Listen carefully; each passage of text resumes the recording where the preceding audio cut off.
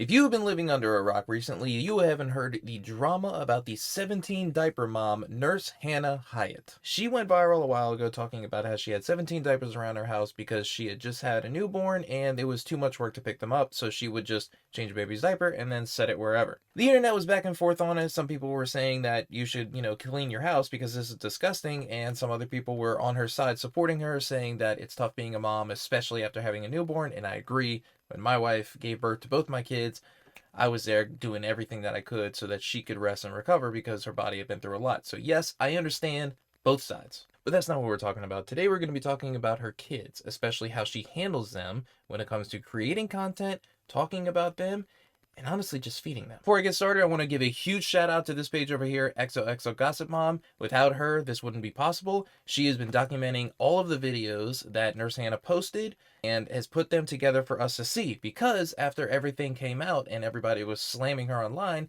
Nurse Hannah decided to delete everything that was incriminating. We're going to take these videos and we're going to separate them into three categories. The first one's going to be food, the second one is going to be financial, and the third is creating content at your child's expense. So this video right here ties into finances and food.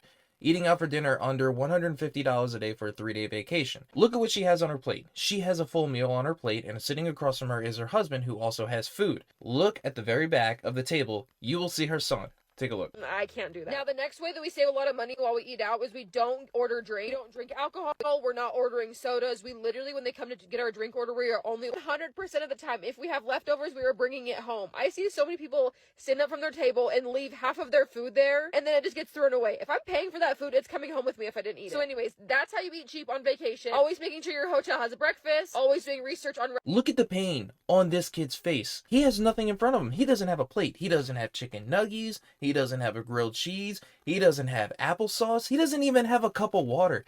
This kid is watching his parents eat in front of him and not getting him a dang thing. I understand if you want to eat cheap on vacation, but seriously, you're not buying the kid any food? You can't even give him a side, some french fries, which are like, what, $2, $3 to get a side plate of french fries? You're getting him nothing. The kid is literally, his face, look at his face. I understand saving money on vacation. I really do. I understand saving money at restaurants. I really do. But my two kids, when I go out to a restaurant, I have already accepted the fact that I'm going to buy a $7 or $9 grilled cheese and they are not going to eat it. You know why? Because my kids will not associate food and fear in the same way that this poor child is. This is unacceptable, and this is not the only one. After taking our toddler to the park today for over 2 hours, we deserved a sweet treat. And that sweet treat was this most delicious raspberry sweet bun. This thing was so freaking good. And the best part is that James, my toddler, was watching a show on my phone in the back seat, and he didn't even notice, and he didn't even ask for it. But I did feel bad, so I did give him a tiny little piece. Because honestly, this will probably be his lunch, because it's already past nap time, so when we go home, we're going straight to bed. Mama doesn't mess around with nap time. We are not missing nap time around here. It was such a beautiful day, and we had to go outside to the park. Oh, correction. Yesterday was a beautiful day in Utah. So you mean to tell me that you took your kid to a park and you deserved a snack? Like you did something that was out of the ordinary and you deserve to treat yourself? Are you kidding me? That kid, first off, has something on his face. Take note. He's got a mark on his nose. And you didn't pack him snacks? Dude, I don't care where we go. My wife always packs my kids snacks. We have a snack bag. It is a backpack that we fill with multiple Ziplocs full of Cheez-Its, Goldfish, grapes, pretzel sticks, pretzels with peanut butter in them. We have a ton of stuff, and we put it into a backpack, and we hand them the backpack. They bring it into the backseat of the truck. They bring it wherever we go. And water bottles. They have their own Yeti water bottles, which are perfect for them because they never drink the entire thing. Keeps their drinks cold, but they have everything they need. It doesn't matter where we go. We even take it to dinner sometimes because we know they're not going to eat it. But they will always have food. They will always have snacks. And if we're running around doing stuff and we don't have time to stop for lunch, or lunch is just not in the picture, they've got snacks. Are you kidding me? They always have food. Why would you give this kid one little piece of a pastry because that's his lunch and you want to make sure that he goes down for a nap? Probably because you only want time for yourself. If this boy ever goes to a therapist in the future and wonders, why do I have such a bad relationship with food? This video right here is a smoking gun. Stop were $9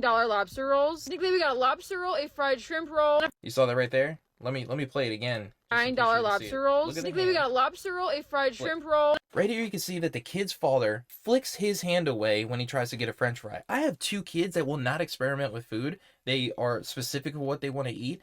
And if I put anything in front of them, they won't want to eat it because They don't have a bad relationship with food. They know what they like. But this kid has such a bad relationship with food, he will reach out and try and grab anything to try and eat it. Because if you notice, if Hannah is the one taking the video right here, and his hand comes straight from the middle, he's probably sitting in front of her or on her lap or something. Do you see another plate right there? I see a plate for him and I see a plate for her. I do not see a plate for him, because if he did have a plate, there would be no reason for him to reach for anybody else's food except for his own. The next thing we're going to talk about is finances, because this video really set the tone for everybody exposing Hannah to begin with. This came down to a $35 jacket. Take a look. Feels like 8 degrees. And we're venturing out of the house with 2 kids because I am stupid. This is how cold the car is. This is literally rock freaking solid. It turned winter in like 0.2 days and this kid doesn't have a big jacket. So I need to find him a big jacket. I'm sorry, but I can't spend $35 on a toddler jacket.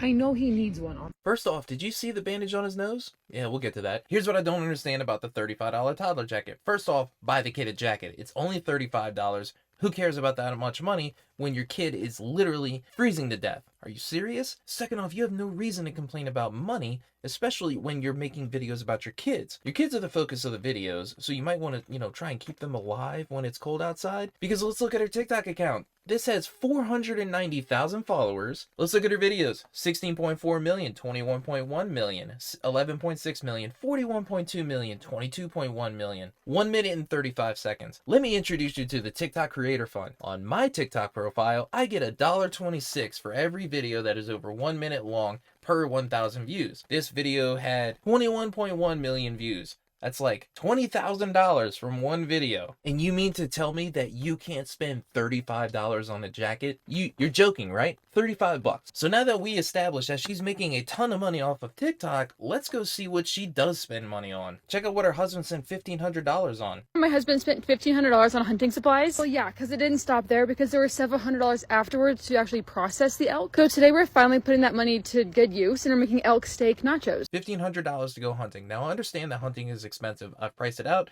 That's kind of why I never got into it. But as a man, you're taking away from what your family should have and their needs and putting your wants in front of that. You have money to just buy food and then go hunting in the future. Save up for it. Do what I do. Set some money aside every single paycheck and then eventually do what you want with it. Nobody can tell you anything because you're not taking away from the family. That's how you handle that type of situation. Don't give me a single reason why you can't buy a $35 frickin' jacket. $17 sandwich from Surf City Sandwich here in Arizona.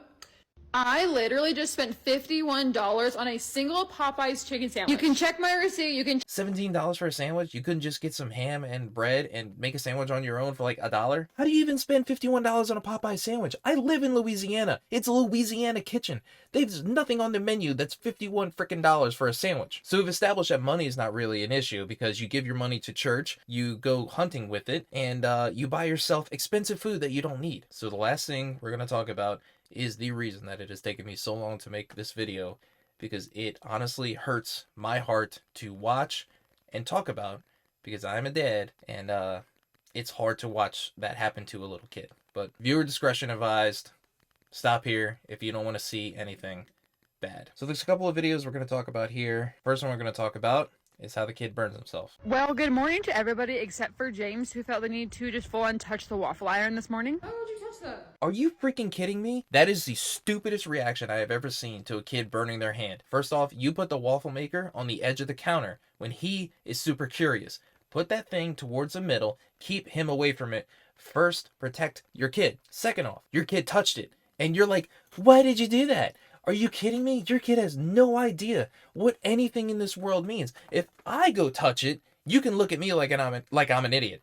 But if a kid goes and touches it, you need to say, hey, are you okay? Do you need some ice for that burn? You're a freaking nurse. You should know this. But you're looking at him like, why did he do that? He has no concept of what is safe and what is not. That is your job to teach him what is safe. And if he doesn't know, you protect him from it. Don't look at him like he's an idiot. Freaking ridiculous. This video right here really got TikTok in a frenzy. You can see a bunch of parents' reactions with their kids, and I'll show you why. But this is what really put me on the trail of the husband or dad, whatever, and really got me sour about this dude. Like the little mochi ball things. These are so freaking delicious, and I feel like at this point they're just a Vegas tradition for us. In fact, my husband and I went to... Right there, you saw his face. You saw immediately how the dad walks up and goes to put something above him. doesn't matter what it is, but he takes something with his hands and puts them above him, and the kid immediately shrinks back and raises his hands to block his face.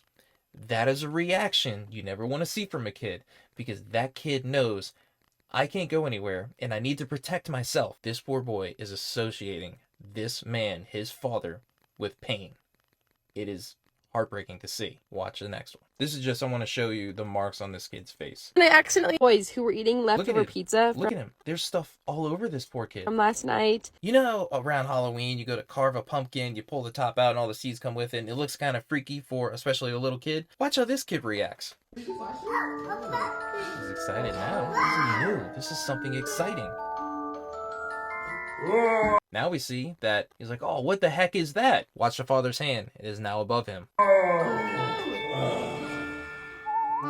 Pure terror on his face. Pure terror on his face. He immediately shrinks back. One, it is an unknown object. But two, he also knows who is holding him. So it tells me that this unknown object has been above this boy and in his face before.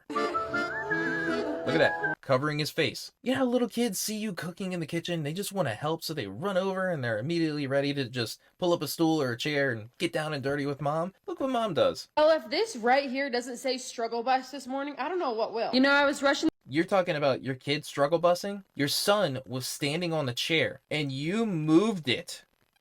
Right here. Look, he's standing on the chair. Well, if this right here You doesn't moved say struggle. You moved it out from under him. You can't be mad at this kid like it looks like in your face. And you can't talk about having a struggling day or whatever. This morning, I Look don't at know your what face. will. You know, You're I like, was "Oh, rushing this can't morning to go get my believe- hair done. I can't believe that this kid freaking fell off the chair. He's only as tall as the countertop, and you pulled it from under him.